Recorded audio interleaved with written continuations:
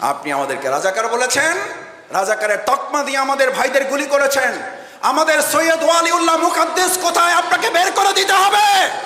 তাদের কবর কোথায় যদি থাকে তা বের করে দিতে হবে। আমাদের জাকির কোথায়, বের করে দিতে হবে। না হলে আপনাকে বের করে নিয়ে এসে জনগণ এবং আইনের আদালতে আপনাকে ওই একই অবস্থার মুখোমুখি জনগণ করবে। তোমরা স্লোগান নিয়ে রাস্তায় বেরিয়ে পড়ো, সৎ মানুষ লাগবে ভাই, সৎ মানুষ।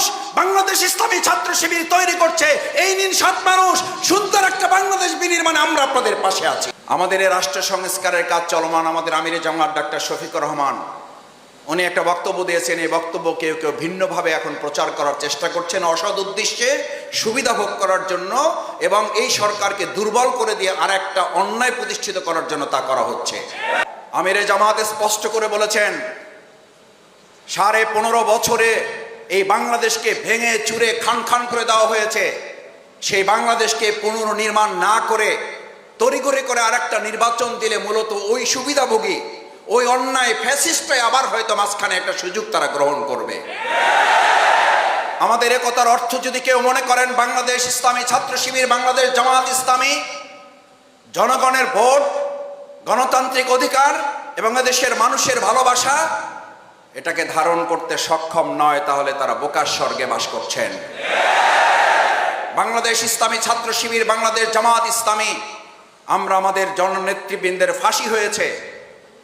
আজকে এই পুরো আন্দোলনে যেমন শহীদ হয়েছে মাওলানা দেলোয়ার হোসেন সাইদি রাহমাহুল্লাহ শহীদ, তার শুধু ফাঁসির ঘোষণার দিনে এদেশের ছাত্র সমাজ প্রায় 2.5 শতাধিক ছাত্ররা শহীদ হয়ে প্রমাণ করেছে এদেশের ছাত্র সমাজ এবং জনতা এই দেশের ইসলামপন্থী দেশপ্রেমিক সাথে কত অঙ্গাঙ্গিভাবে তারা জড়িত রয়েছে।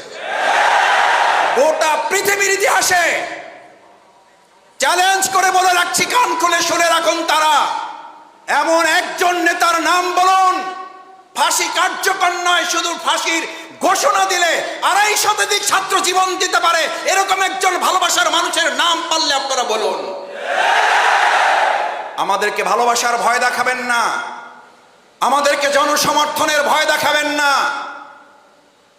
বাংলাদেশ জামাত ইসলামী, ইসলামী ছাত্র শিবির এদেশের জনগণের ভালোবাসার জনসমর্থন না থাকলে আপনারাই স্বীকার করবেন, এদেশের জনগণ স্বীকার করে, বাংলাদেশ জামাত ইসলামী, ইসলামী ছাত্র শিবিরের পরে যে স্টিম রোলার চালানো হয়েছে, এটা যদি অন্য একটা সংগঠনের উপরে চালানো হতো তাহলে চোখে তো দূরের কথা, মাইক্রোস্কোপ দূরবীন দিয়েও এরকম একজন সমর্থককেও তাদের খুঁজে বের করা যেত না।